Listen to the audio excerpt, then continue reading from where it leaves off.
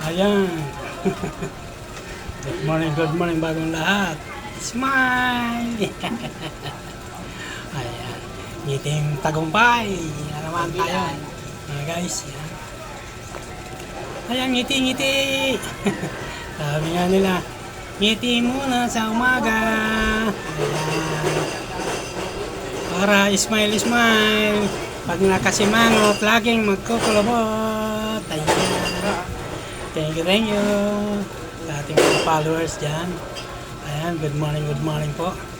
Magandang umaga sa ating mga kakilala at mga ka-aliados, mga ka-followers yan. Thank you po.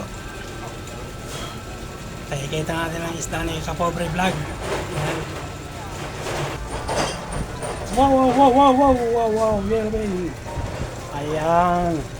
Napakasarap na.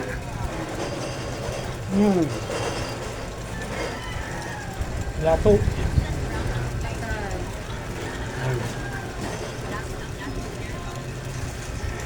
Ayan po, bangus. Ayan. Natambaka. Wow.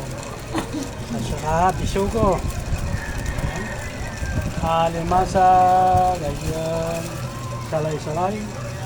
At saka galunggong halaan. Wow.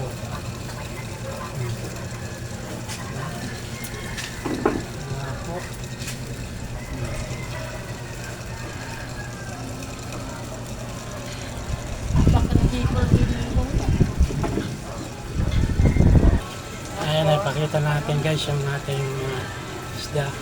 Sarap kinilaw yung lato. Ayan.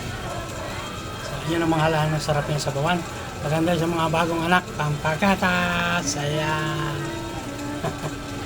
Yung alimasag na manggata. Lalagyan natin ng kalabasa. Lalagyan natin ng sitaw. At saka pwede natin lagyan ng okra kung gusto. Depende lang sa pagano nyo sa ricado. At yan po nagpapalasa sa ating mga isda ang ricado. Pagka marami kang ricado lagay, masarap ang lasa. Pag tinipid mo, pangit ang lasa. Kaya ang kuha ng pagluluto. Pag mga halaan na yan, sasabawan mo lang tanglad. Malasang malasa. Kaya guys, talaga naman swabe yung mga ulam natin dyan guys. Kahit naman sino pagdating sa pagluluto, kinakailangan masarap para yung pamilya masarap ang kain ng mga anak. Pero pagkapangit ng lasa, kakain. Ayan. Thank you very much. Sa walang sawang suporta kay Kapobre Vlog. Thank you for watching guys.